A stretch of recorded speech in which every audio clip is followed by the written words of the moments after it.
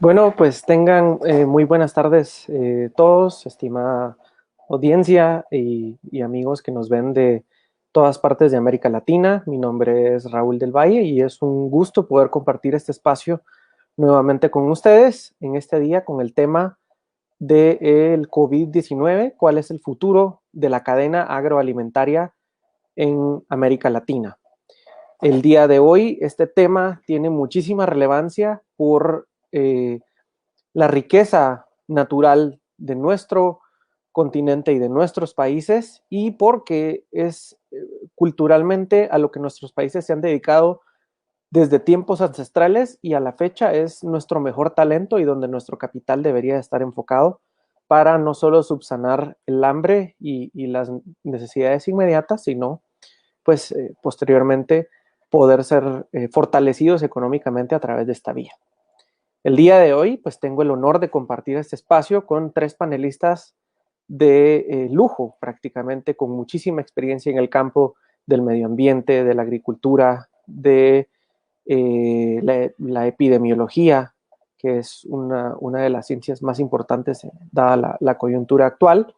Y bueno, voy a presentar uno por uno para que puedan pues, tomar este espacio y podamos iniciar con la dinámica que tenemos preparada. Entonces, quisiera iniciar con nuestra primera invitada, quien es Mitzi Aguilar Martel.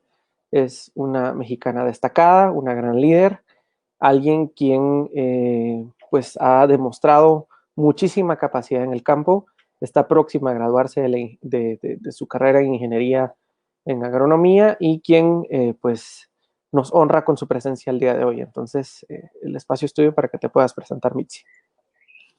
Hola Raúl, muchísimo gusto. Igual es un gusto compartir con ustedes hoy y poder platicar un poquito sobre algo tan importante como la cadena agroalimentaria al lado de varios expertos y teniéndote a ti como moderador. Entonces, pues va a ser un gusto poder compartir diferentes temas durante esta charla. Un nombre, gracias a ti. Y bueno, continuando con lo mismo, al modelo interuniversitario de Naciones Unidas, le honra con su presencia María José Pacheco, quien es compatriota guatemalteca de la hermana República de Jalapa y quien también es una estudiante aplicada en las ciencias de la agronomía y los recursos naturales y quien también tiene mucha presencia con todas las actividades que desempeña. Entonces, por favor, preséntate, María José.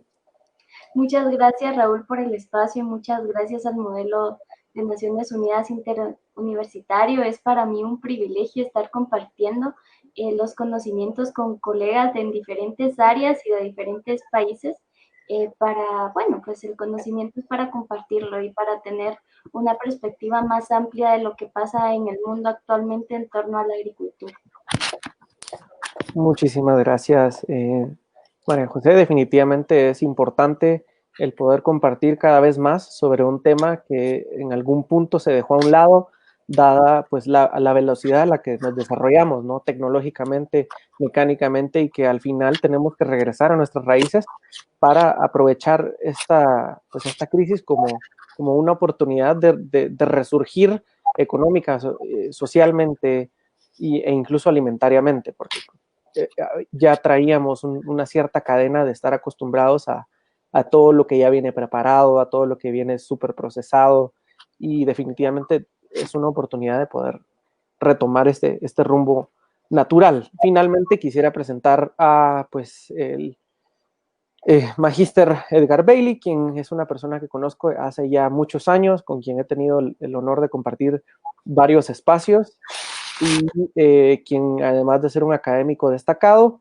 es un profesional destacado quien ha puesto en práctica muchísimas labores en organizaciones internacionales dedicadas al medio ambiente, pues, a la erradicación de epidemias en animales como la gripe aviar, la gripe porcina, tanto en Guatemala como en otros países de la región e incluso Europa y África. Entonces, el espacio es tuyo para que te puedas presentar.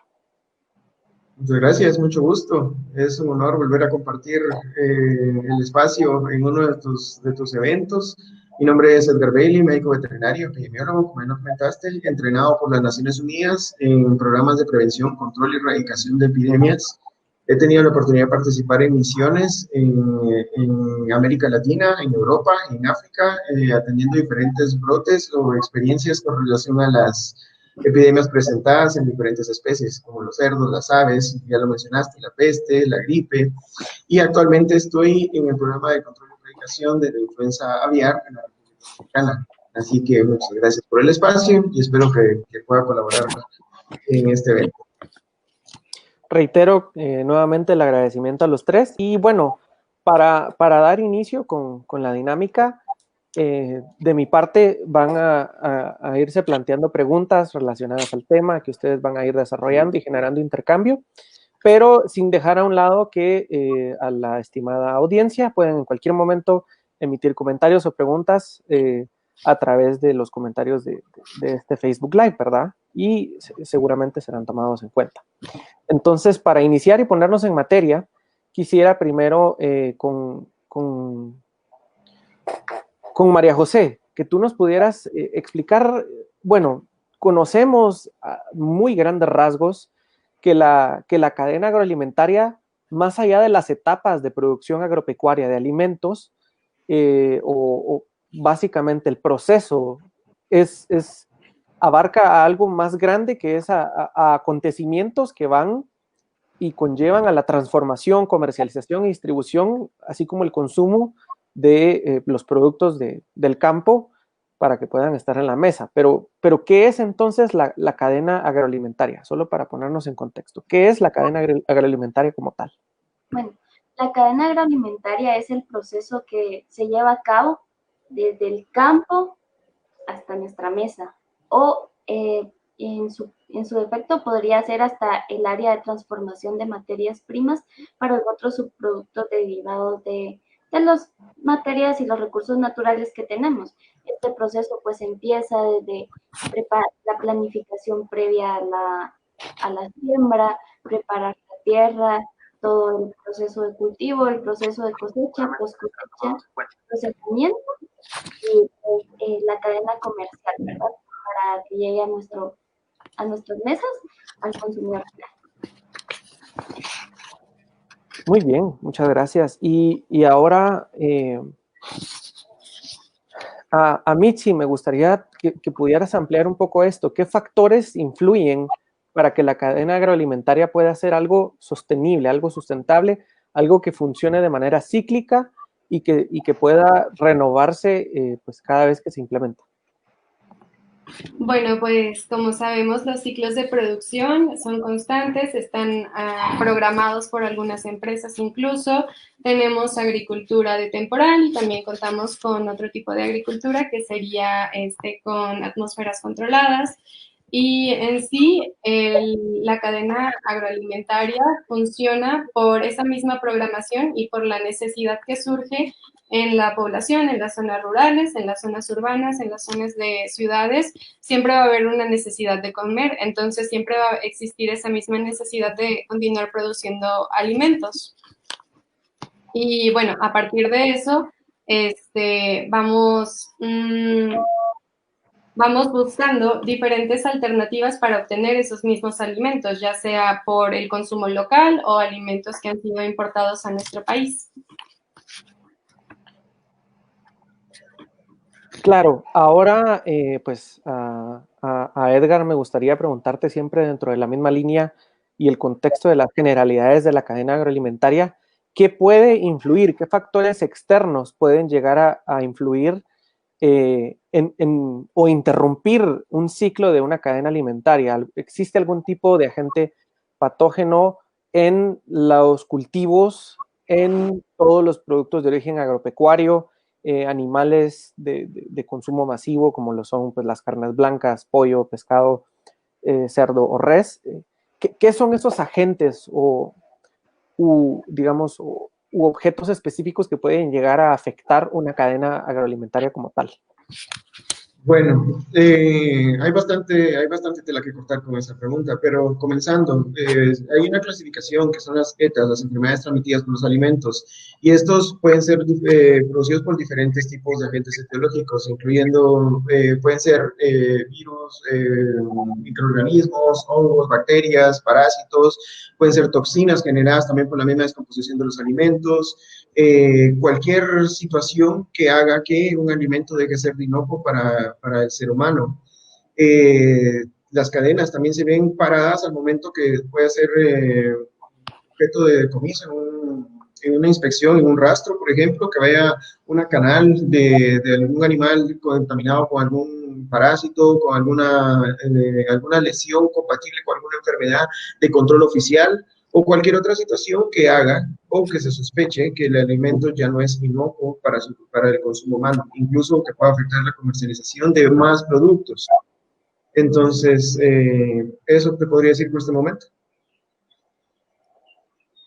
Claro, definitivamente que es un tema bastante amplio y necesitaríamos mucho tiempo para poder realmente llegar al fondo necesario para entender la profundidad de una cadena alimentaria. Sin embargo, pues se agradece muchísimo el aporte que hace cada uno desde su experiencia, porque definitivamente es un término al cual no estamos acostumbrados, eh, ni suele ser recurrente en nuestro diario vivir. Y además, la relevancia del mismo es de tomarla muy en cuenta, porque definitivamente somos parte de un ciclo en el cual hemos tenido abusos, hemos tenido desbalances, y finalmente puede llegar a repercutir a niveles en donde se puede romper ese balance y dejar de ser sostenible, provocar bueno, fenómenos como el hambre y muchas otras cuestiones derivadas de una falencia en una cadena agroalimentaria. Ahora bien, entrando en el contexto actual, surge la crisis provocada del SARS-CoV-2 o bueno, COVID-19, coronavirus, como se le denomina comúnmente. Sin embargo, esta crisis vino a afectarnos en todos los aspectos, en el aspecto económico, en el aspecto alimentario e incluso en el aspecto social. Nos viene a mover la conciencia, nos viene a mover el suelo de muchas maneras. Ahora quisiera que iniciaras tú, Mitzi, ¿cómo se vio afectada la cadena agroalimentaria por la crisis actual que estamos viviendo? Bueno, sabemos que diversos países han cerrado la economía para desacelerar esta misma propagación que mencionas del COVID. Los estantes del supermercado permanecen abastecidos por ahora. En muchas zonas quizá no, pero en una prolongada crisis pandémica podría poner presión rápidamente en las cadenas de suministros de alimentos. Y esto es una compleja red de interacciones que involucra agricultores, como mencionaba María José antes, insumos agrícolas, plantas de procesamiento, transporte, minoristas, mayoristas, etcétera. La industria naviera, por ejemplo, ya está reportando desaceleraciones debido al cierre de los puertos y los obstáculos logísticos que interrumpen estas cadenas de suministro a gran escala. Y bueno, se menciona muchas veces que para evitar la escasez de alimentos es imperativo que los países mantengan las cadenas de suministros de alimentos y lo vean como una medida prioritaria.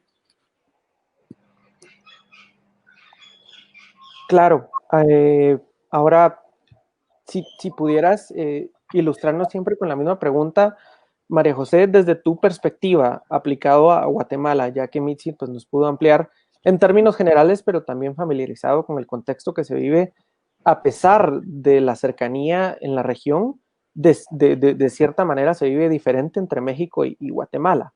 Ahora bien, ¿tú qué nos podrías decir que afecta a la cadena agroalimentaria en Guatemala concretamente? Bueno, creo que principalmente tendría que hablar de las diferentes vías de comercio, puesto que Guatemala pues es un país eminentemente agrícola, es el pilar principal de nuestra economía después de las remesas de nuestros hermanos que están en el extranjero. Y el problema que veía yo mucho acá es en cuanto al comercio interno, puesto que en muchas de las restricciones que se tomaron no se tuvo en cuenta la economía informal, al pequeño y mediano agricultor. Entonces, las vías de comercialización se vieron muy afectadas entre los pequeños agricultores, por ejemplo, de Occidente, de frutas y entre otras cosas que no tienen, por así decirlo, una patente como tal que los respalde para poder transportarse y transportar su producto en horas que está prohibida la circulación para los civiles. Creo que pues también en este proceso se vino a evidenciar mucho la injusticia en cuanto a las cadenas comerciales de producción. Y bueno, básicamente pues eso podríamos decirlo a grandes rasgos. También pues las importaciones y las exportaciones se han visto muy afectadas con el cierre de nuestras fronteras, en especialmente para los productos de nicho, que si bien Guatemala es un país con un potencial agrícola enorme para producir productos agrícolas de subsistencia como son el maíz, el frijol, que son la base de nuestra pirámide alimenticia. De hecho, pues Guatemala, el centro de origen, el centro de diversidad de los mismos, pues sí se ve muy afectado en cuanto al proceso. Además, no somos nosotros un país procesador de materias primas, las exportamos para que se procesen en otros países. Vemos el primer fallo en la cadena agroalimentaria, pues se hubiera abordado mucho mejor esta crisis con economías locales vibrantes, que lo que se produce acá, se procese acá y se comercializa finalmente acá. Claro, es importante notar definitivamente ese factor, al menos en el caso de Guatemala concretamente, dentro de nuestra facilidad y nuestra capacidad de producción agrícola, mucho es básicamente de primera producción, es materia prima.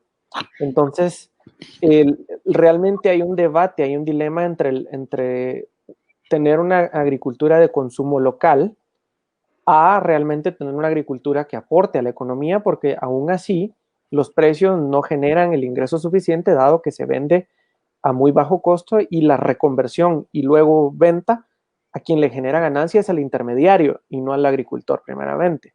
Entonces, siguiendo en la misma línea de la pregunta, ahora a ti, Edgar, ¿cómo ves que esta cadena tiene el efecto que tiene actualmente? ¿De dónde es que surge el hecho de que los productos agrícolas queden marginados de cierta manera a raíz de esta crisis, básicamente en el sector final de la cadena, ya en la distribución, en supermercados, mercados cantonales? ¿Existe algún origen específico al hecho de que la histeria provocó un consumo mayor de productos no perecederos versus productos perecederos? ¿Cómo se ve originado este desbalance a la hora del consumo, al llegar a la sección final de la cadena? Ok, bueno, como ya lo mencionaste, la definición de mercados se ha visto afectado y esto es el equilibrio entre la oferta y la demanda. Entonces ahora, con el motivo que se dio la pandemia, mucha gente, teniendo la situación donde no sabía cuánto tiempo iba a durar, cuánto tiempo iba a permanecer la cuarentena, si es que los países se integraban a una cuarentena temprana, ¿qué iban a hacer? Entonces optaron por la compra de productos no perecederos. Entonces el problema fue en los productos frescos, el queso fresco, el pollo fresco, todo lo que se vendía y se consumía prácticamente el mismo día. Eso tuvo un cese casi inmediato. Entonces, a nivel de mercado, los anaqueles se quedaban con esto, y los productores se quedaban en las manos con lo mismo, y la gente había optado por comprar por otros, por enlatados, deshidratados, al vacío, ya producto tratado. Entonces, en la región, como ya lo había mencionado anteriormente, no se acostumbran tantas estas prácticas, la leche en polvo, o sea, para producirlas. Entonces, nos habíamos acostumbrado de una manera a tenerlos siempre fresco y al día. Al momento de que la gente optó por la cuarentena y se abastecía, los productores locales y los productores que se dedicaban a esta actividad se vieron afectados. No tenían la capacidad para guardar, para congelar, para transformar los productos, para tener un stock almacenado en lo que se normalizaba nuevamente la situación de mercado.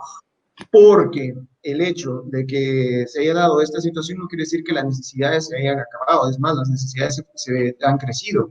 ¿Por qué? Porque a un momento de una cuarentena se tiene que seguir manteniendo los niveles óptimos nutricionales en las poblaciones para evitar que también los sistemas inmunes de las personas se puedan ver afectados y puedan padecer no solamente de lo que está afectando ahora de la enfermedad, sino de cualquier otra que se pueda ir presentando. Así que en la medida que también los estados, las empresas, los productores se vayan acoplando a esta situación de ir fortaleciendo sus unidades de producción, fortaleciendo sus líneas de distribución, almacenamiento, transformación de los productos para hacer más productos y subproductos de los mismos, van a también estar fortaleciendo sus unidades de producción.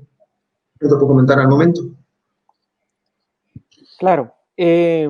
Definitivamente hay algo que ronda en la perspectiva de los tres y me llama poderosamente la atención, y es que refleja que a pesar de la capacidad productiva de un país y de la capacidad comercial de un país, hay un factor que juega un papel de suma importancia, que es la capacidad más allá comercial o de riqueza de tierra y minerales, la capacidad técnica, ¿no?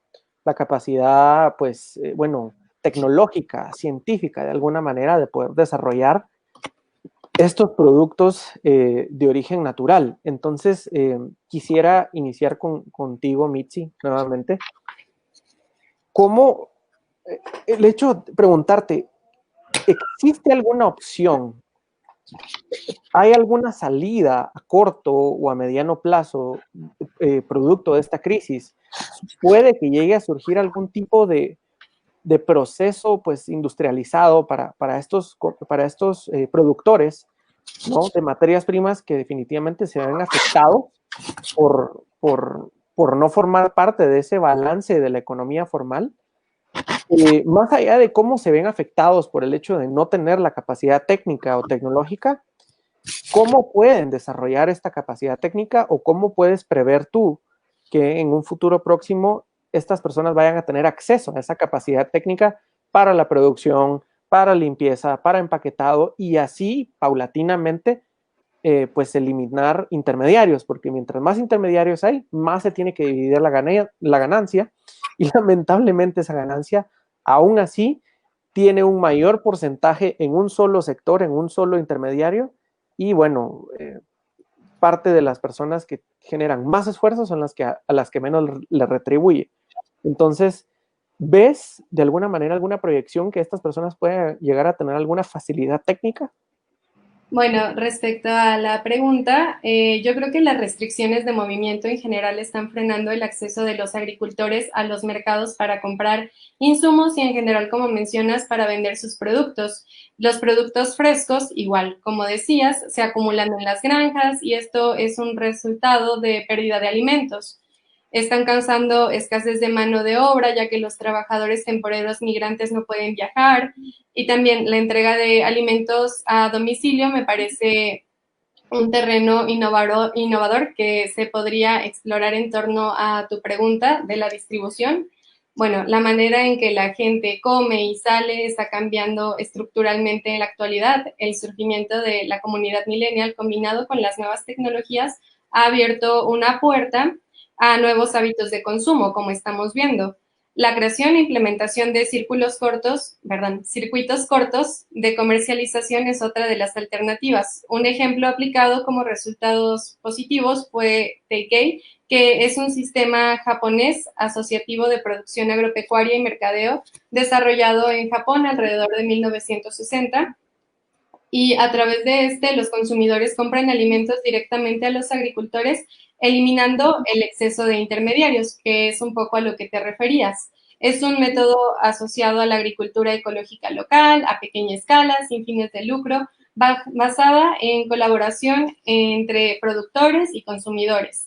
¿Ok? Es ampliamente citado como el precursor mundial de la agricultura sostenida y también ofrece productos orgánicos certificados a un costo relativamente menor.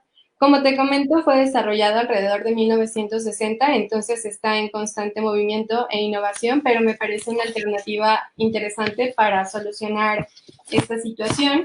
También el uso de plataformas digitales para realizar las compras, apoyar en la tecnificación de los agricultores a través de buenas prácticas, de asesoramiento, de impulsar talleres para comunidades rurales donde se les enseñe cómo procesar estos alimentos y mantenerlos durante más tiempo con tratamientos post cosecha, entre algunas otras cosas. Igual sería importante mencionar que los productores inmediatos se vieron afectados a razón del aumento en los insumos, esto referente al costo de sus insumos y la caída de las ventas de los productos como leche y carne, que serían un ejemplo. Muchos productores tuvieron que vender sus animales por falta de recursos para seguir manteniéndolo, esto principalmente en zonas rurales, y el costo de los alimentos para dichos animales sigue en aumento. Muchos carniceros, por ejemplo, redujeron el número de compras de animales para sacrificio por las faltas de venta que tenían. Especialmente el cerdo y el cordero se vieron afectados por una buena parte, bueno, porque estaban destinados a procesarse por restaurantes. Como cerraron los restaurantes, obviamente los precios se desplomaron. Los alimentos para animales difícilmente reducen su precio debido a que en México, por ejemplo, no tienen la capacidad para producir todo el grano que se necesita y mayoritariamente lo obtenemos a través de importaciones, por ejemplo, el maíz de Estados Unidos y la soya en Brasil. Entonces, es un tema más amplio, tiene que ver con toda la cadena de la creación del mismo alimento, pero esa sería mi respuesta.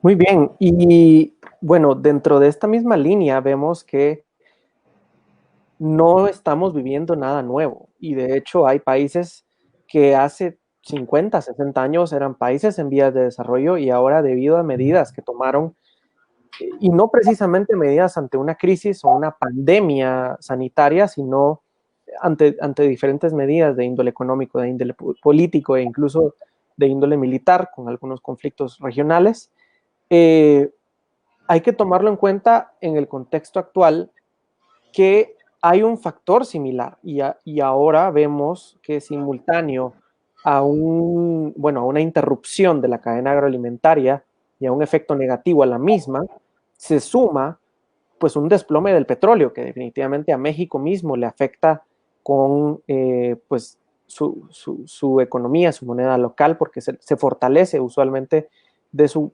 producción, de su capacidad en el petróleo. Entonces, en esa misma línea, quisiera preguntarle a Edgar, dado que pues en tu libro que recientemente publicaste mencionaste el efecto que puede llegar a tener no solo como parte de una pandemia, no solo como parte de una epidemia y de un efecto, bueno, de la multiplicación de un agente pues, sanitario nocivo, el hecho de un agente tercero, un agente externo, como lo puede llegar a ser el petróleo. Entonces, dentro del balance que se tiene que mantener en la cadena agroalimentaria y dentro del balance que se tiene que generar en una sociedad por el movimiento interno, el comercio interno y todo lo que respecta a su manutención, ¿qué papel puede llegar a jugar lo que estamos viviendo actualmente con la situación del petróleo en pues el futuro, lo que le depara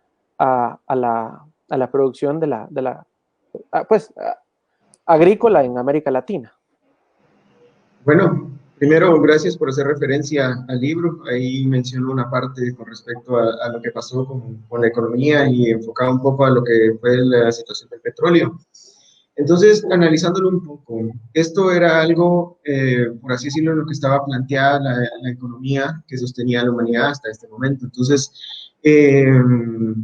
analicémoslo desde cualquier punto de vista. Nosotros volteamos a ver en nuestros hogares y cualquier artículo, por lo menos una vez tuvo que haber sido transportado en un vehículo que utilizaba este combustible fósil. Entonces, ya sea un barco, sea un avión, sea un camión, un pick-up, cualquiera, nosotros mismos al irlo a comprar, tuvimos que haber usado un transporte que utiliza esto.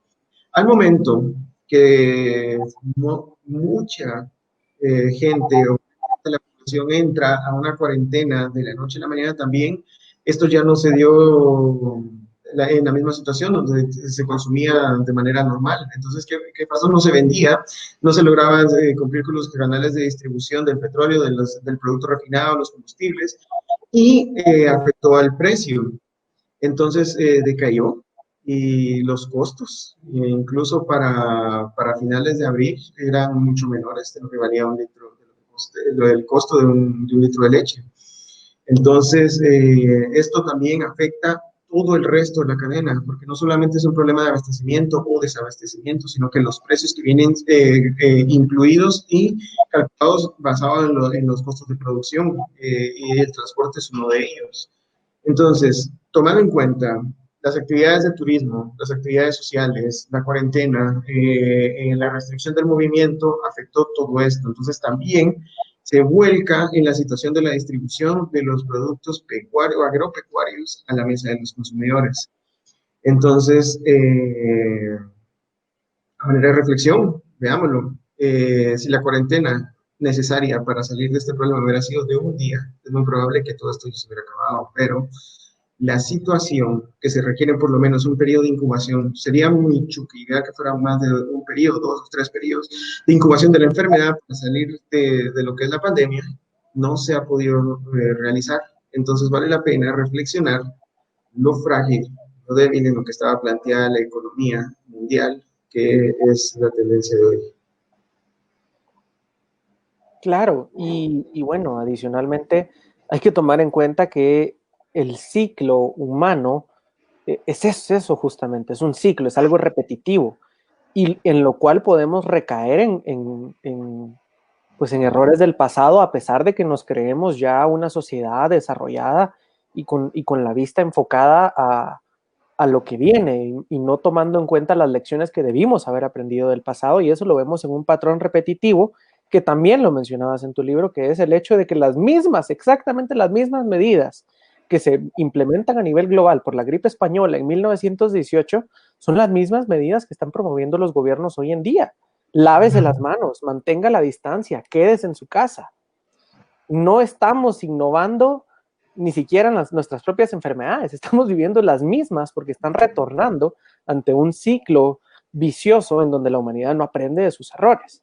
Ahora bien, regresando al contexto de la cadena agroalimentaria, la producción de un país y la comercialización de un país no se basa únicamente en la agricultura de subsistencia, sino que siempre hay países que tienen un producto insignia, ¿no? Un producto que se lo cuelgan como su medalla, como su gallina de los huevos de oro.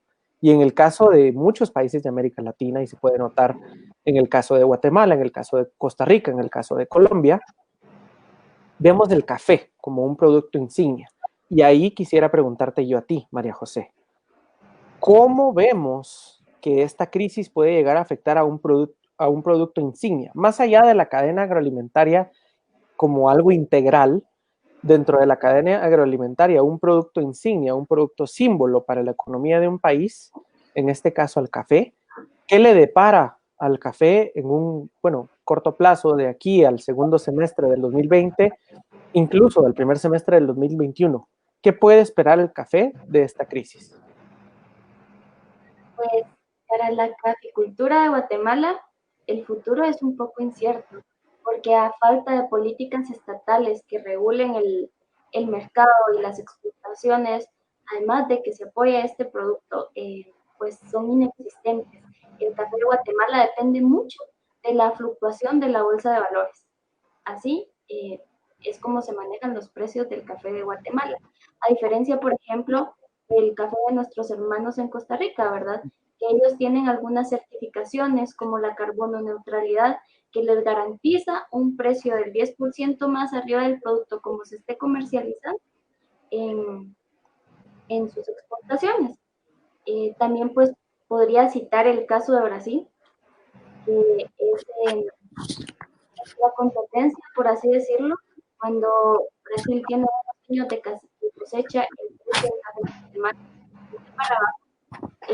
Quiero resaltar algunas de las políticas que ha tomado el presidente, que han sido lesivas para el tejido social, también ha tenido muchos aciertos, especialmente en el ámbito de la agricultura.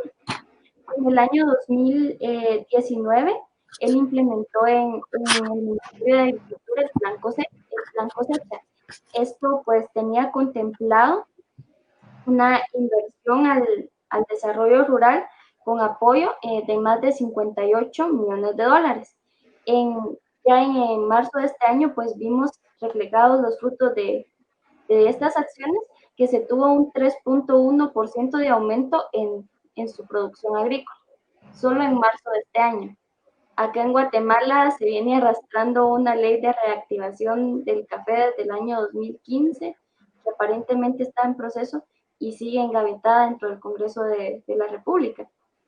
Por así decirlo, para nosotros los caficultores, en cuanto a producción, el futuro es prometedor porque este año hemos tenido las condiciones ecológicas y ambientales para tener una cosecha óptima. Sin embargo, tendemos un poco a depender del comportamiento del mercado de las exportaciones, sobre todo al comportamiento de la Bolsa de Valores de Nueva York, que en este momento pues es incierto debido al precio, a la baja en los productos del petróleo. Como en cualquier momento podemos tener un repunte en los precios y vender a un precio en Guatemala y al siguiente día los precios pueden llegar a desplomarse y hacer que muchas empresas que se dedican a la caficultura quiebren. Yo creo que en este momento en el sector, especialmente petrolero de aquí de Guatemala y a las exportaciones, pues nos encontramos jugando a una partida de póker y estamos esperando contar con suerte en los próximos meses. Claro, realmente esperemos lo mejor para, no solo para este sector, sino que para la mayoría de los sectores productivos de América que subsisten a base de la agricultura. Y bueno, Mitzi, tú mencionabas medidas que se habían tomado en varios países del mundo anteriormente. Para poder entrar a la pregunta que realmente te quiero hacer, ¿esta fue una medida gubernamental o fue una medida que tomó más el sector privado, por así decirlo? Respecto al cambio de precios. Digamos a las medidas implementadas en Japón, por ejemplo. Ok. Bueno, es que fue en 1960, entonces fue un modelo que desarrollaron para acercar a los pequeños agricultores a grupos más amplios en zonas urbanas. Entonces, el proyecto funciona así. Tienes a un grupo de pequeños agricultores y formas una comunidad entre ellos, una comunidad donde participan, tienen talleres, desarrollan actividades para potenciar su producción, mejorarla en cierta medida, mejorar sus técnicas y a su vez ellos consiguen a un grupo de compradores en zonas urbanas o de ciudad y generan un acuerdo donde ellos, los pequeños agricultores, van a proveer a estos grupos en zonas urbanas de alimentos y hay un contacto directo entre el agricultor y el consumidor final, se rompe una gran cadena de personas extra que se dedicaban a hacer la comercialización y se vuelve un comercio más directo, más humano hasta cierto punto porque estás consciente de dónde vienen tus alimentos y aparte de ello te mantienes en contacto más personal con el productor de los mismos. Claro, ¿se podría decir entonces que efectivamente fue una medida gubernamental? No, fue una medida del sector privado, podría decirse, porque eran así las agrupaciones de los campesinos. Es más o menos bueno, es muy similar a varios de los proyectos que dirige FAO de hacer comunidades campesinas y darles capacitación a ellos para tener productos de mejor calidad. Claro. Bueno, entonces tomando en cuenta esos factores, organismos internacionales que se dedican a apoyar a que las naciones se desarrollen, sector privado, que pues es la organización y la evidencia de un sector, una economía formal en un país y un gobierno. Tomando en cuenta esos tres factores, quisiera preguntarte a ti, Edgar, si fueras jefe de gobierno de Guatemala, en este caso, o por así decirlo, secretario general del SICA, hablando de algo más regional, o secretario general de la OEA, ¿tú eliges cuál?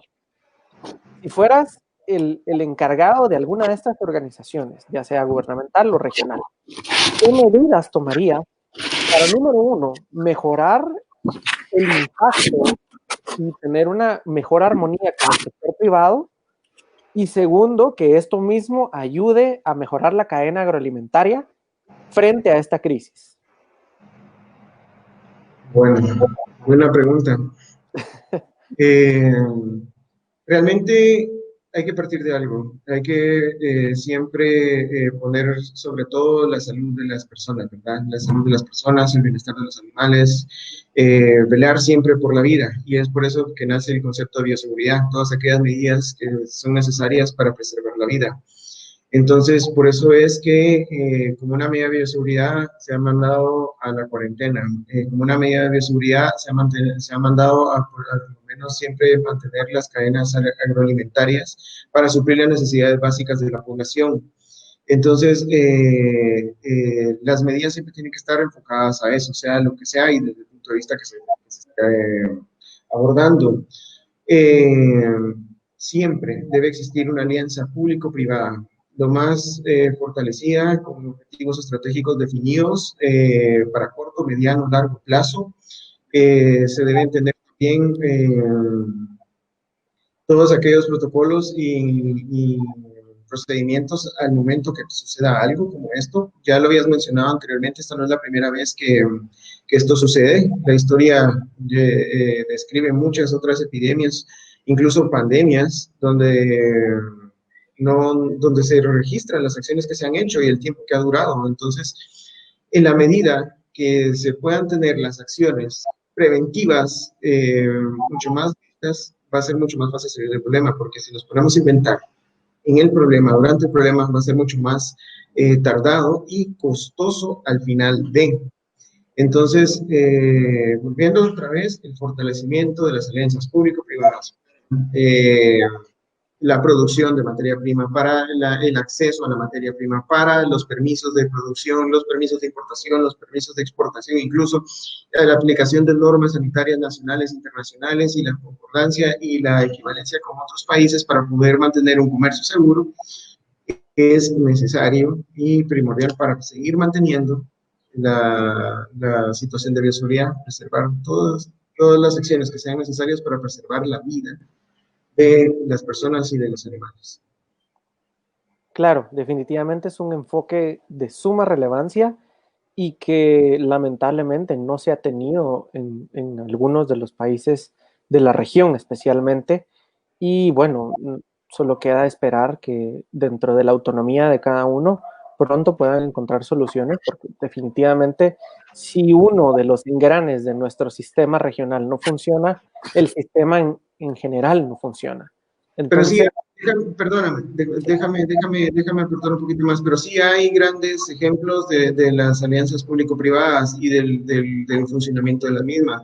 En Latinoamérica no se da tanto, pero hay países que apoyan a los productores con la generación de créditos, préstamos para que inicien una producción. Por ejemplo, los Estados Unidos, ellos subsidian mucho de la materia prima. También alianzas público-privadas, te puedo poner como ejemplo la misma avicultura, que han optado por trabajar tan estrechamente entre el gobierno y la parte privada, que ha sido un éxito. Entonces eso ayuda también a preservar alimentos de calidad inocuos para la población y velando también por las medidas sanitarias para también proteger la producción nacional de cualquier otra situación que pueda afectar la producción, el comercio y la distribución de productos inocuos en la mesa de los consumidores. claro, es sumamente interesante verlo. Y dentro de esta misma línea, quisiera preguntarte a ti, María José, si tú fueras jefa de gobierno, ¿qué medidas tomarías dentro de esto, justamente dentro de este último comentario de las alianzas público-privadas? ¿Qué medidas tomarías tú para darle ese impulso al pequeño productor ante una crisis que desestabiliza la cadena agroalimentaria? Bueno, principalmente creo que vale la pena resaltar que la cadena agroalimentaria es un tema de gobernanza. Actualmente, pues, nuestro Ministerio de Agricultura se ha dedicado más a dar asistencia social realmente que asistencia técnica, por ejemplo, o dar apoyo para la creación de cooperativas. Es un proceso muy interesante que sería acá en Guatemala una iniciativa de ganar-ganar, que es el modelo que utiliza Israel. Israel se trabaja mucho por cooperativas en temas de agroindustria. Acá pues, sería muy interesante implementar políticas de Estado en favor de estas, también tomar en áreas del Ministerio de Agricultura materias, por ejemplo, como la agricultura familiar, podría ser una. También legislar una legislación que favorezca estas diferentes áreas, puesto que en Guatemala no tenemos una legislación que podría hacer un equilibrio. En este sector es muy difícil la creación de una pequeña o una mediana empresa, es muy complicada, tampoco pues tenemos acceso a los créditos para levantar este tipo de emprendimientos. Me gustó mucho pues el ejemplo que citó el doctor Edgar, y Estados Unidos es un claro ejemplo de eso. Ellos tienen muy claro el tema de seguridad en todo esto. Allá principalmente los subsidios que reciben los agricultores son increíbles, aunque no sea un país eminentemente agrícola, por así decirlo. Eh, de hecho, muchas de las importaciones de granos en América Latina vienen de Estados Unidos, porque acá nos dedicamos un poco a producir más productos para un mercado nicho, productos gourmet o productos insignia, como tú lo dices, que están en sí llenando los espacios que necesita nuestra pirámide alimentaria, la base de nuestra pirámide alimentaria, dar seguridad alimentaria ante todo, siendo Latinoamérica la mayor zona agrícola del mundo, podemos decir que somos el banco de materias primas del mundo y estamos teniendo pues muchos problemas en nuestros procesos de producción, de transformación de las materias primas, de cuestiones sociales, de seguridad alimentaria, desnutrición, porque en realidad hay muchos países que son proveedores de servicios y estamos exportando toda la materia prima por medio de intermediarios y el comercio informal que debilita nuestra economía local y económico, pues sobre todo la participación del país en todas las etapas de la cadena agroalimentaria. Claro que sí, y bueno, dentro del mismo ejercicio de ponerse pues en el papel de autoridad y de implementar medidas o de compartir las medidas que actualmente tenga, que sean efectivas algún gobierno, regreso a ti, Mitzi. Plantea a alguien de la audiencia que pues el modelo Teikei le recuerda un poco al funcionamiento de cooperativas, escuelas campesinas, y bueno, que es importante notar las restricciones a la movilización de personas y a la movilización de los productos mismos. Adicionalmente, pues hay que tomar en cuenta que ante pues una baja a los productos perecederos, ¿no? Ante una baja en las ventas y la lamentable sobreproducción de los mismos generada por una falta de infraestructura, ¿qué medidas propondrías tú si fueras jefa de gobierno entonces para mitigar esta situación y generar una mejora en la cadena agroalimentaria, especialmente en un país donde por ejemplo, plantean de parte de la audiencia, Jessica de La Paz, que pues, qué tan viable podría llegar a ser eso en México, un cuestión de escuelas campesinas, de cooperativas, que a pesar de las restricciones y a pesar de los desbalances que se generan en la cadena comercial, puedan llegar a darle ese impulso a la cadena agroalimentaria. Ok, respecto a esa pregunta, el impulso que se le puede dar a través de escuelas campesinas es que al mejorar la calidad de los productos que ofreces, te puedes dirigir a un mercado más específico de cierta manera. Entonces, ese mercado está dispuesto a pagar. Perdón, ahora sí. No te preocupes. Ok, entonces el mercado está dispuesto en cierta medida a pagar un valor un poco más alto por productos de más calidad, por así decirlo, o de mejor calidad, productos sin tantos químicos. Y para mejorar los métodos de distribución de estos mismos, hacen falta asociaciones con el sector privado, como mencionaba antes, los temas de la distribución de alimentos vía online, la compra en línea, empresas que se están empezando a dedicar a esto de distribuir como tal su canasta básica a través de un vendedor que te la pasa a dejar a tu casa, tú haces tu pedido en línea, todo bien. Entonces, ese sería el único intermediario que podría. Ya, claro que sí. Bueno, entonces, tomando en cuenta que dentro de la cadena pues hay varios factores, tanto el factor humano, el factor tecnológico, y también vemos el factor de las medidas gubernamentales. Hay que tomar en cuenta también las tendencias que se han generado producto de la crisis, y es las cuestiones de la información. Los medios de comunicación no es que sean malos, pero lamentablemente ante una sobrepoblación de medios y un uso desmedido de las redes sociales, así como cierta pues, irresponsabilidad al momento de usarlo, se genera cierta información que puede llegar a tergiversarse o a causar pues, la histeria que nos afectó al principio de esta pandemia a todos los países del mundo, creería yo. Entonces, quisiera abordar directamente contigo, Edgar, una cuestión que se manejó muchísimo en redes sociales, y era de que según la OMS, entre comillas, lo cual es falso, pero que había que mantener incluso una distancia con animales de todo tipo, tanto pues de granja, como se podría decir, pollos, vacas, cerdos, como los de los animales domésticos, ¿no? Gatos y perros. Entonces, ¿realmente existe algún tipo de impacto de este virus en las mascotas? ¿O cuál sería la diferencia entre algún virus, SARS o derivado?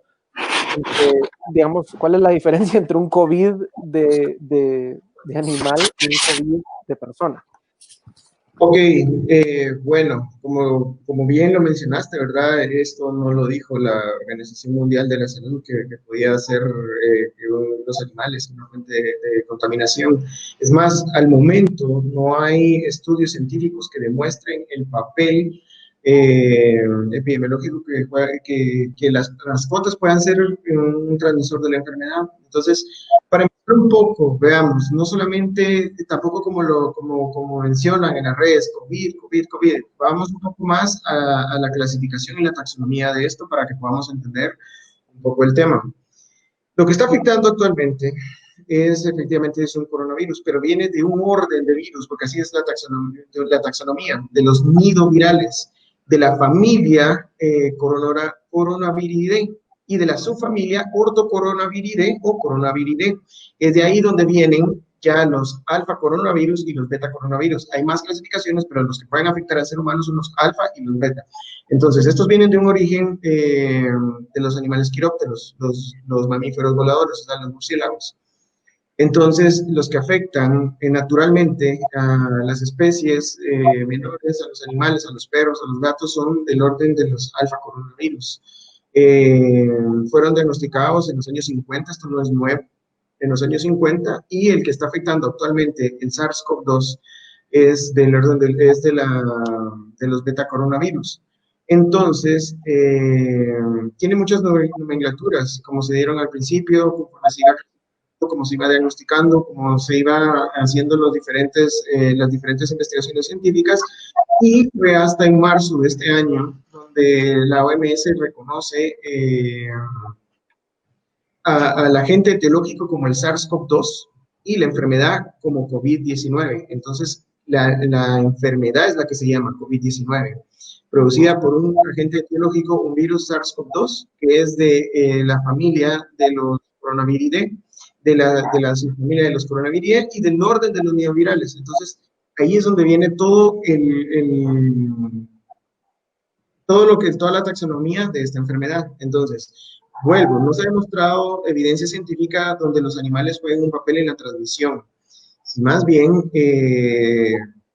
deben ser también incluidos en las medidas de prevención. ¿Por qué? Porque pueden haber situaciones donde en el pelaje, en las patas, en las fosas nasales, en la boca, pueden tener partes virales los animales y transmitirlas a los seres humanos. Entonces viene el juego que pueden representar los vectores. Tenemos vectores biológicos, vectores mecánicos, y en este caso el vector biológico es donde un agente etiológico, en este caso es el SARS-CoV-2, tenga una replicación dentro de un organismo y puede diseminarse y contaminar a otro. Entonces, este es únicamente a este momento el ser humano. Hay diferentes teorías de cómo se ha dado la epidemia, pero también no se han logrado reportar científicamente. Entonces, un vector mecánico puede ser cualquiera, incluyendo cualquier objeto de metal, plástico o puede ser el papel que estén jugando las mascotas. Entonces es recomendable también no andarlas sacando a la calle. ¿Por qué? Porque en sus patas pueden recoger partículas virales, partes de virus o material contaminado y nosotros posteriormente lo tocamos, llevamos nuestras manos a nuestro rostro y nos podemos contaminar. Entonces, es muy importante también tener todas las medidas de higiene para con nosotros y con las mascotas. Por ejemplo, en Latinoamérica es muy común que un gato ande libre y que este ya se conoce comúnmente que también puede tener hasta varios hogares. Hoy en la mañana está en un hogar, se llama de una manera, en la tarde está en otro hogar, se llama de otra manera y en la noche en otro. Y entonces, ¿qué es lo que pasa? ¿Qué tal si una persona puede estar enfermada en el hogar número uno? Y el gato va y visita los otros dos hogares. Y después, esos son todos aquellos casos que se reportan que no se sabe el origen de cuál es la conexión epidemiológica con algún otro caso, porque los animales pueden deambular a distancias considerables. Entonces, para los que están en la ciencia de la medicina veterinaria, el organismo de referencia es también la Organización Mundial de Sanidad Animal, la OIE, y ahí también tiene las consideraciones para la vigilancia epidemiológica de no solo de esta enfermedad, sino que todas las otras que afecten a los animales terrestres y a los animales acuáticos y los lineamientos a seguir y las medidas de recomendación para prevenir la diseminación no solo de estas, sino que todas las demás enfermedades, incluso las recomendaciones para el comercio seguro de mercancías de origen animal. Claro, y bueno, de verdad agradecemos ya la profundidad a la que nos permite, bueno, nos permite poder conocer los factores y pues todo lo técnico científico referente al COVID-19. ¿Por qué? Porque la información está jugando un papel esencial dentro de la propia cadena agroalimentaria, porque la propia cadena agroalimentaria tiene factores humanos y estos factores humanos pueden llegar a ser influenciados por esta información a tomar decisiones de alguna índole o de alguna otra. Y bueno, dentro de la misma línea de la información, quisiera contigo, Mitzi, tocar un tema muy específico y es tu visión desde la fitotecnia, que es tu especialidad. ¿Qué factores biológicos y qué factores climáticos crees tú que están tomando un papel ahora para, bueno, un esparcimiento del virus? Y estos mismos factores, ¿cómo poder coadyuvar para que en algún momento pongan un fin a esta crisis y le permitan regenerarse a la propia cadena agroalimentaria?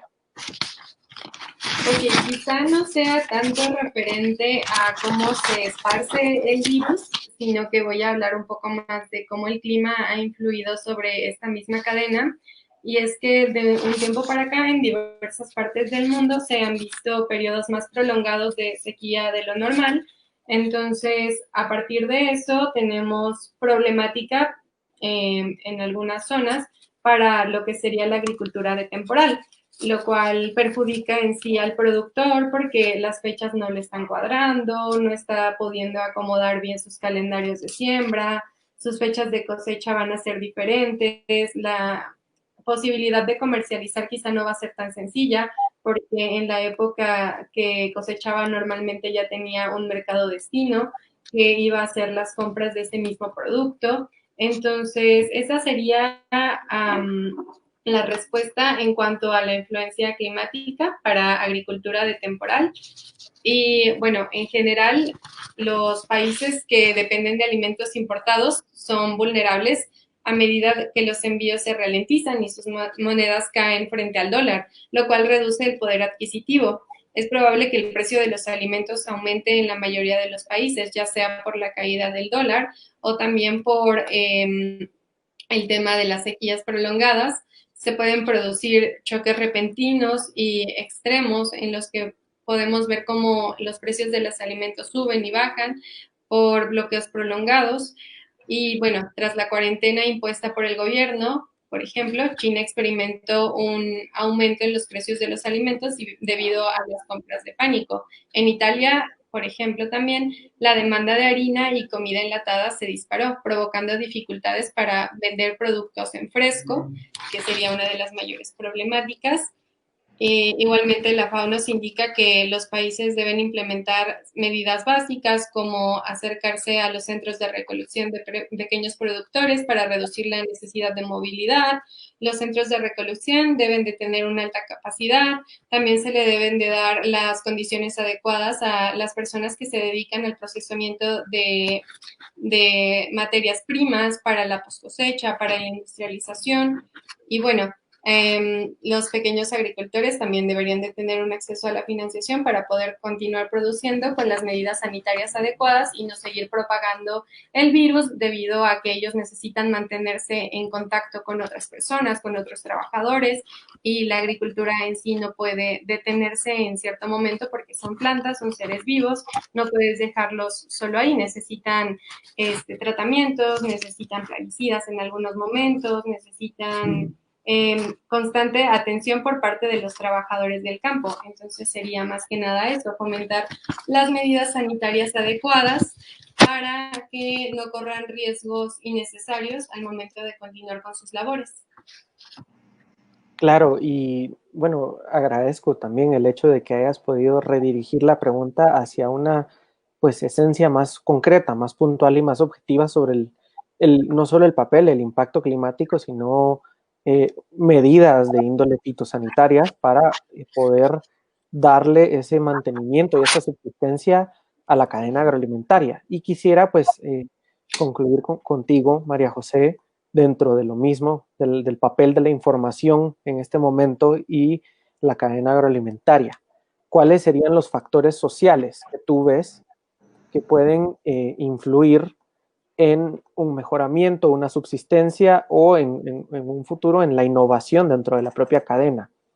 Tomando en cuenta pues todo tipo de factor social, factor de inclusión cultural, ¿no? Cuestión de que nuestros países en América Latina son países plurinacionales en su mayoría, entonces definitivamente tomar en cuenta las prácticas de agricultura ancestral, de agropecuarias ancestrales, así como también el papel, y mencionaste ese punto específico de la agricultura familiar, darle también un papel más relevante a la cuestión de la inclusión de género. Bueno, más que la inclusión, la equidad y la justicia de género, que en algún momento se ha dejado a un lado. Entonces, ¿qué factores sociales prevés tú que pueden ser determinantes en la cadena agroalimentaria para América Latina? Me gusta mucho esa pregunta. Me gustaría evidenciar que durante toda esta crisis se dio a conocer lo frágil que es nuestro sistema económico actual, que no es funcional. La economía lineal está depredando nuestros recursos naturales y produciendo una cantidad exorbitante de desechos sólidos.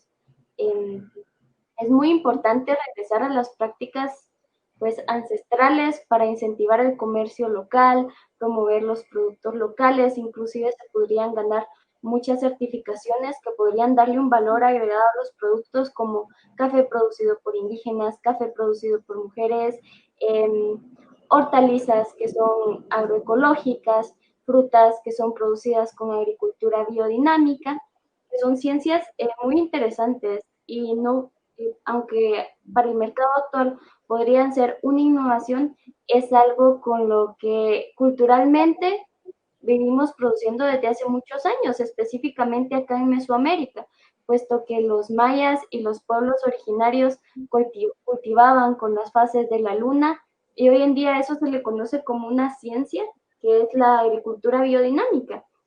Actualmente la única granja en el mundo que hace investigaciones en agricultura biodinámica se encuentra en Eslovenia, pero realmente las bases para hacer ese tipo de producción las tenemos acá, las tenemos en América.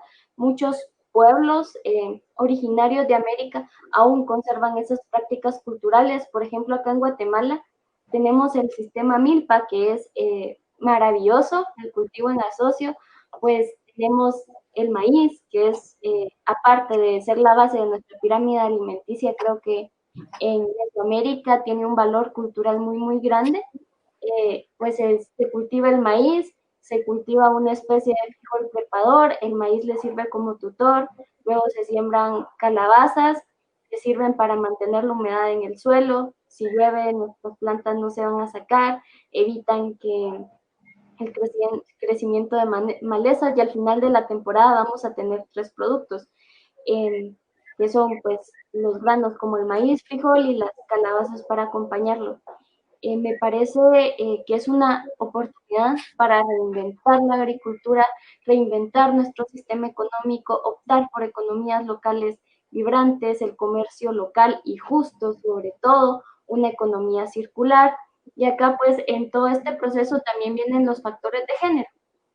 Sabemos que las mujeres producen gran parte de alimentos en el mundo, sin embargo, solo somos dueñas del 2% de la tierra. Durante la década de los 80, que tuvimos la revolución verde, que se empezaron a implementar el uso de productos químicos derivados del petróleo en la agricultura, nuestras unidades académicas estaban llenas de estudiantes hombres, no había mujeres estudiando carreras relacionadas con la agricultura. Entonces, ¿qué significa pues eso?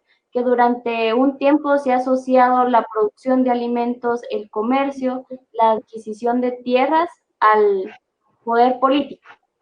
Y las mujeres, pues en el siglo pasado no era muy bien visto que nosotras gozáramos como de estos procesos, ¿verdad? Hoy en día pues, ha cambiado mucho con la implementación de prácticas agrícolas más ecológicas, cuando se empezó a asociar más la agricultura con cuidar la tierra, cuidar el agua, cuidar nuestros recursos naturales, pues nuestras escuelas de agricultura se han empezado a poblar más de mujeres. ¿Por qué? Porque las mujeres culturalmente hemos jugado un papel como de cuidar, ¿verdad? De tener pues las plantas medicinales en el jardín, también de sembrar algunas hortalizas, usar los desechos de la cocina para producir algún tipo de abonos y cuidar nuestro jardín. Entonces, bueno, creo que es momento de retomar eso, ¿verdad? De ver que estas prácticas siguen siendo funcionales, que nos acompañan desde hace muchos tiempos, que juegan un factor cultural importante desde la agricultura familiar, el comercio local y la economía circular. Es un buen momento, considero yo, para reinventarnos y pues sobre todo asegurar el futuro de nuestros pueblos, especialmente acá en América Latina, que lo que produzcamos se quede con nosotros y que pues si nos sobra lo podamos exportar. Veía yo en Twitter hace unos días una imagen que decía que la soberanía de un país empezaba cuando tenía la capacidad de producir sus propios alimentos. Hoy tenemos la idea de países soberanos como por ejemplo la Unión Europea, cuando en realidad ellos importan el 80% de productos que consumen y lo importan precisamente de acá de América Latina. Pues eso sería mi opinión al respecto. Es una oportunidad para reinventarnos, optar por economías locales vibrantes, economías circulares, comercio justo, incluyente sobre todo, que pues a la larga podrían ayudarnos a darle un valor agregado a los productos agrícolas que producimos. Claro, y muchísimas gracias por tu aporte, María José. Definitivamente es una oportunidad más allá de los factores negativos que toda esta crisis está generando en la cadena agroalimentaria y en nuestro diario vivir. Definitivamente nos está permitiendo la oportunidad de, al estar en un momento de encierro, de aislamiento, como mencionaba también Edgar y como lo ha mencionado Mitzi, poder reflexionar, poder reconvertirnos y poder regenerar todas esas ideas que traemos de patrones pues anteriores, ¿no? Y poder justamente implementar algo que pueda llegar a tener un mayor y un mejor impacto en nuestras sociedades de América. Entonces, para concluir, quisiera que diera una conclusión cada uno de ustedes con respecto al tema. ¿A cuál es el futuro de la cadena agroalimentaria en América Latina? E inicio contigo, Edgar. ¿Cuál es tu conclusión con respecto a este tema, con respecto a los aportes que se han generado aquí y con respecto al mensaje que quieres dejar para todos los que están escuchando ahora y que van a escuchar posteriormente esta transmisión en vivo? Ok, bueno, este es el momento de fortalecerse. Este es el momento de replantear muchas cosas, este es el momento de analizar si realmente lo que se estaba haciendo anteriormente estaba del todo bien, si Que se podía, traemos, si se estaba preparado por algo como esto y cómo se puede sobrevivir a algo de esto. Muchos se han visto afectados, pero no hay que únicamente ver la manera que las cosas van mal, sino que buscar la oportunidad de voltearlo y convertir de un problema en una oportunidad. Entonces, en la medida que todos aquellos que hoy en día están viendo cómo salir adelante, cómo reinventar, cómo fortalecer los procesos, cómo adaptarse a esto, que no se ve que en un corto plazo pueda terminar, entonces será el momento donde comiencen a crecer. Como bien ya lo habíamos mencionado antes, ¿verdad? Las cosas no solamente son aprender a caer, sino que también el poder levantarse. Que no solamente sea algo que nos dejó algo malo, como la pandemia, hay muchas otras cosas que se han ido fortaleciendo y aquí parece que el gran ganador es la naturaleza. Todos los días vemos noticias donde especies animales están regresando, donde los cielos se están limpiando de la contaminación, donde los ríos están volviendo a ser cristalinos. Muchas cosas se están renovando en este momento, entonces también es la oportunidad que nosotros no solamente crezcamos nuevamente o nos fortalezcamos para suplir las necesidades del ser humano, sino que también contemplemos de qué manera podemos vivir en armonía, de qué manera podemos hacer las cosas mejor de lo que hacíamos antes, de qué manera podemos nosotros seguir adelante teniendo un equilibrio, de qué manera podemos nosotros contribuir y dar pasos positivos, no solamente para vivir un día a día, no solamente es sobrevivir, sino que la importancia de aprender a vivir y estar preparados para cualquier situación. Entonces, que no solamente se quede en algo malo que trajo la pandemia, sino que también en la oportunidad de replantear muchas cosas y replantear qué manera podemos seguir adelante en un equilibrio para suplir las necesidades del ser humano, es respetando el medio ambiente y respetando la vida de los animales. definitivamente que es importante tomar ese espacio de respiro y poder pues reconvertirnos como especie e impactar ahora sí de manera positiva en todas las bondades del entorno en el que vivimos. Y bueno, quisiera ahora contigo, María José, que dejaras un pequeño mensaje. ¿Cuál es tu breve mensaje y tu breve conclusión con respecto al tema? ¿Qué futuro le espera a América Latina y a la cadena agroalimentaria?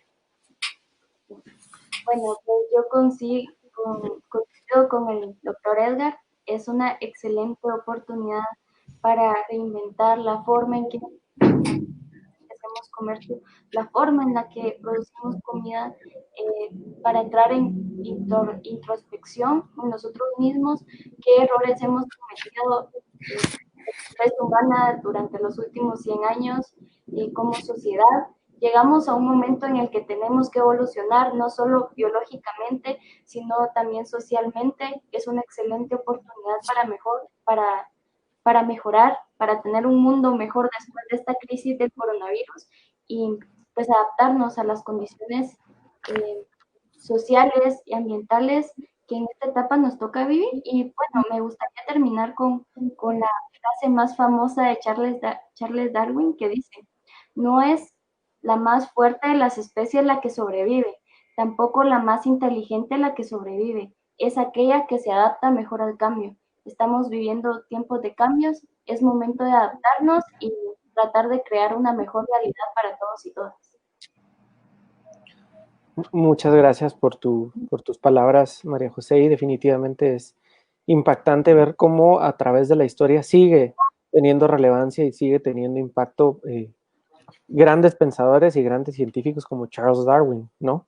Y bueno, finalmente contigo, Mitzi, ¿qué mensaje tienes tú para América Latina y para darle una conclusión a este tema? Que bueno, concluye nuestra discusión, pero no concluye no concluye el fenómeno en la vida real. Entonces, ¿cuál es tu mensaje para todos aquellos que nos escuchan con respecto al futuro de la cadena agroalimentaria en América? Bueno, yo creo que en esta época de cambios podemos verlo como una oportunidad una oportunidad tanto para innovar como para darnos cuenta de que la agricultura tiene importancia real en el mundo, aunque a veces muchas personas no se percatan de ello o pasa desapercibido, que la sustentabilidad es necesaria también para darnos cuenta del desperdicio de alimentos que había previamente y que sigue existiendo en la actualidad, pero esto nos ayuda, creo que, a valorar un poco más lo que tenemos, a considerar fortalecer sectores frágiles de la sociedad, como son los sectores rurales muchas veces, a pensar en innovar nuevamente en áreas de capacitación, pero también en innovar en el área de distribución y comercialización, también a darnos cuenta de la relevancia que tienen los agricultores y su labor diaria y los peligros a los que ellos se están enfrentando en estos momentos para continuar dando abasto de alimentos al mundo y valorar eso, considerar de nuevo las acciones que hemos estado teniendo a lo largo de nuestra vida para contribuir o retribuir de alguna manera con estos sectores de la población y ver la manera en la que nosotros podemos apoyar a esta misma innovación y a ese mismo nuevo desarrollo y crecimiento de este sector tan importante que es el agrícola.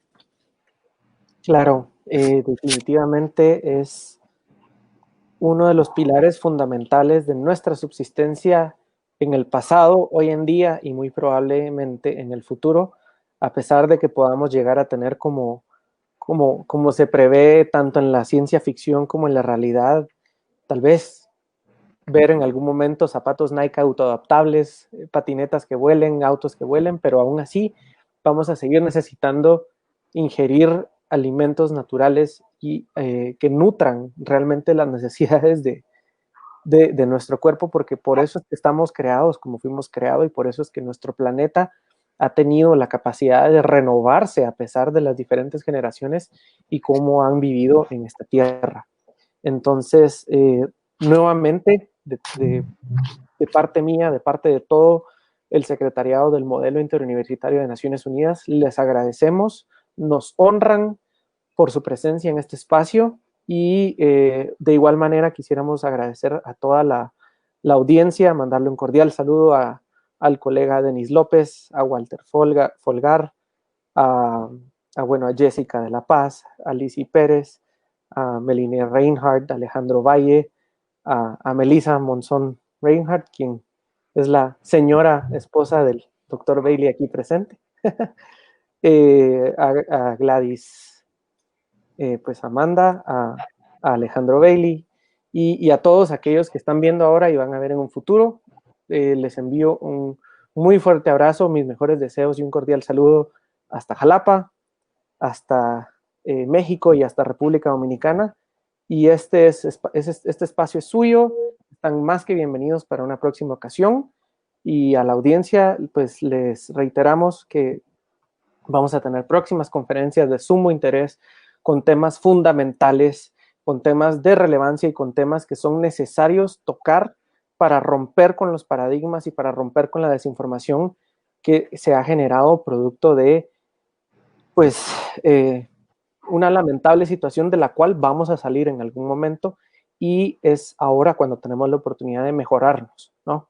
Así como lo han mencionado cada uno de los ponentes. Así que con estas palabras, pues despido a nuestros invitados de honor y nuevamente le reitero a toda la audiencia el agradecimiento por su atención y a que estén atentos de nuestras redes sociales porque próximamente vamos a estar publicando nuestras próximas actividades. Así que tengan una muy feliz tarde, manténganse sanos, manténganse en bienestar y nuestros mejores deseos para todos.